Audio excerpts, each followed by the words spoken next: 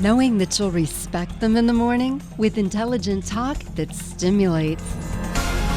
Welcome back to our Picking Up the Pieces segment. And Frank, you have brought up this subject on pre-production. Ben will jump in here just momentarily. But the EMP, we've talked about it before, the pulse, that China, they're ready to drop it right now in the United States. And you know what? They've stolen all of our technology, whether it's missiles or jet fighters or now going to the moon. And they want to kill us. And it's, you know what? Where are they going to get their technology and their brains for thinking up this stuff if they kill the United States, Frank? It's kind of like the old joke, the Soviet Union finally conquered the United States, and there's a big celebration in the White House, and everyone is laughing and celebrating with champagne, except for the agricultural minister. And the general who actually led the invasion looks at him and says, "Comrade, why aren't you happy?" And the agricultural minister says, "What are we going to eat next year?" Yeah. The Carrington effect, 170 years ago, there was a unique solar flare.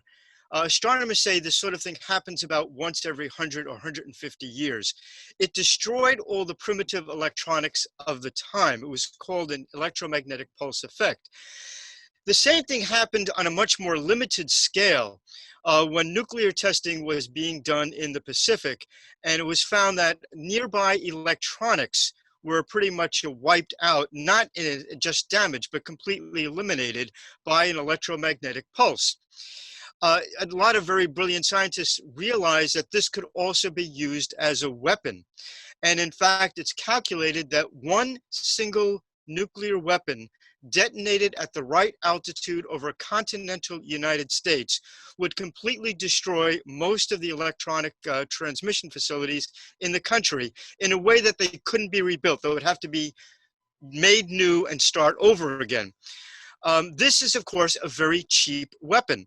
One country with one nuclear bomb that somehow can get it to the right altitude could pretty much destroy the United States. Some time ago, it was found that a Russian scientist managed somehow or other to give this to the North Koreans. And we know the Chinese have experimented with this as well. Whether it's Russia, Iran, China, or North Korea, any one of those countries has the capability of literally destroying the United States. There have been numerous attempts to harden our goals of hardening our facilities. There is a fight going on over who would pay for it, the electrical industry or the United States government. And so not a lot has been done. This has frustrated President Trump to no end. He issued an executive order about 1.5 years ago saying that this is a problem that has to be resolved. We are in imminent danger. There is, in fact, nothing that is more dangerous to the United States than this effect. I had a chance to talk with General Petraeus a number of years ago, and I asked him, is there any single issue that really keeps you up at night? And he had said that two things keep him up at night.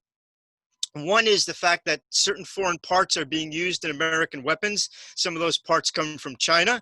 And the other thing is potential of electromagnetic pulse. This is an hyper problem. It has to be dealt with immediately. Okay, Ben, I want you to weigh in on this. Go. Well, it's a very real issue. And just to add to some of the data, a lot of people think it would have to be a huge hydrogen bomb explosion. That's not true. A Hiroshima or Nagasaki type bomb, that's 75-year-old technology, by the way, exploded at the right altitude a couple hundred miles above the central portion of the US would create an EMP that would probably bring down the entire grid in this country, to Frank's statement earlier. So it's a very real threat. It exists.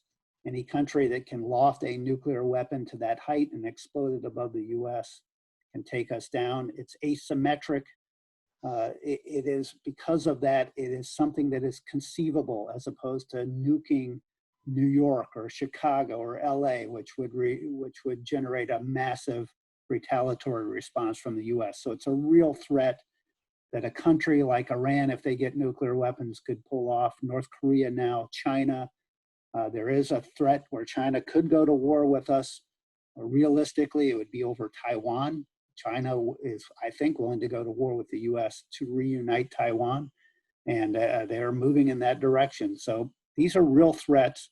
We're spending trillions of dollars, and yet we can't, for some reason, find 20 or 30 billion dollars to harden our grid and make it resistant to this type of attack. It's insanity given what's at stake.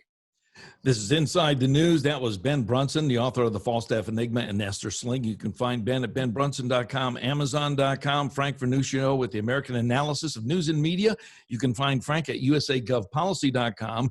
You're listening to us on affiliates across the country and on AUN TV.